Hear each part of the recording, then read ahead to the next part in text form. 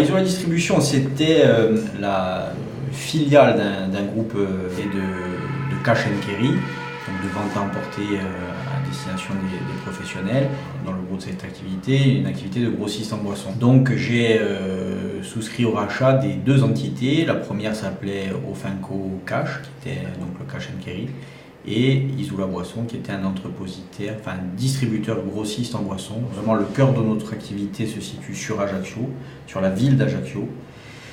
Et ensuite, on a une petite activité extérieure qui s'étend jusqu'à la rive sud. Mes clients sont des cafés, des hôtels, des restaurants, tout ce qu'on, les collectivités au sens large. Et on a, je fais un peu la distinction parce que ça a son importance puisqu'on est des entrepositaires membres d'un groupement national qui s'appelle C10. Donc on a à la fois le cafetier, je dirais traditionnel, indépendant, mais on a aussi ce que l'on appelle du troisième marché, c'est-à-dire des clients chaînés, type Radisson, type Buffalo Grill, etc., etc. Et ça c'est une activité qui aujourd'hui est négociée au niveau national, et C10 dans ce cas de figure est un pourvoyeur de chiffre d'affaires pour nous important puisqu'il nous permet d'accéder à ces marchés. Quand on a racheté l'entreprise donc en mars 2015, l'entreprise faisait 1 200 000 € de chiffre d'affaires en 12 mois. On a clôturé notre premier exercice au 31 décembre 2015 en 10 mois moins 9 jours.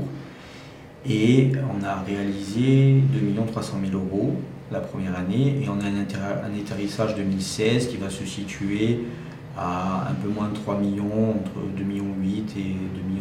Donc on est une entreprise qui continue de croître de façon importante. On a un entrepôt qui fait 2300 m². On a un peu moins de 1000 mètres consacrés à la vente à emporter, et le reste est consacré à l'activité de distribution grossiste. Le cœur de notre métier demeure, si ce n'est la fabrication, la distribution de la bière. Et la bière représente 30% de notre chiffre d'affaires, donc c'est considérable.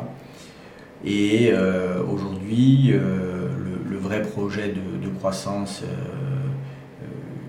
qui va continuer de tirer notre développement, c'est la création d'une brasserie artisanale qui doit voir le jour cette année, en début d'année prochaine exactement, pour être sur le marché l'été prochain. Alors c'est pas un projet qui n'a qu'une envergure régionale, c'est un projet qui peut revêtir une dimension nationale en raison du fait, ce que je disais tout à l'heure, que nous sommes membres et depuis peu même actionnaires d'un groupement qui s'appelle C10 et qui compte tout de même 185 entrepositaires sur toute la France. L'apport d'Apicap, c'est un apport d'abord financier. Ensuite, Apicap, c'est un apport stratégique. Apicap, c'est beaucoup de réseaux, c'est beaucoup de conseils, c'est des gens qui ont l'habitude de voir des entreprises. Encore très récemment, lorsque j'ai travaillé sur le business plan de la brasserie, j'ai soumis à la fois mon business plan, à la fois ma présentation du projet à Apicap.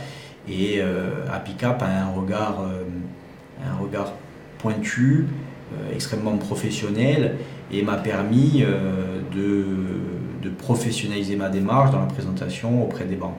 Ensuite, Apicap est aussi un soutien en termes de crédibilité vis-à-vis des banques. Le fait d'avoir Apicap à vos côtés aujourd'hui, lorsque vous rencontrez un banquier, c'est de fait un gage de crédibilité.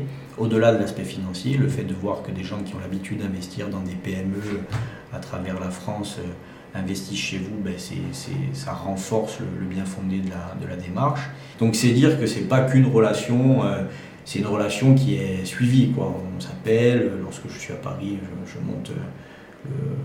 se rencontre et on se tient au courant un peu régulièrement de l'avancement du projet, et quand ils ont l'occasion de nous aider, ne serait-ce que ce que je disais tout à l'heure par le réseau, ils le font volontiers, et c'est souvent des interventions clés et décisives.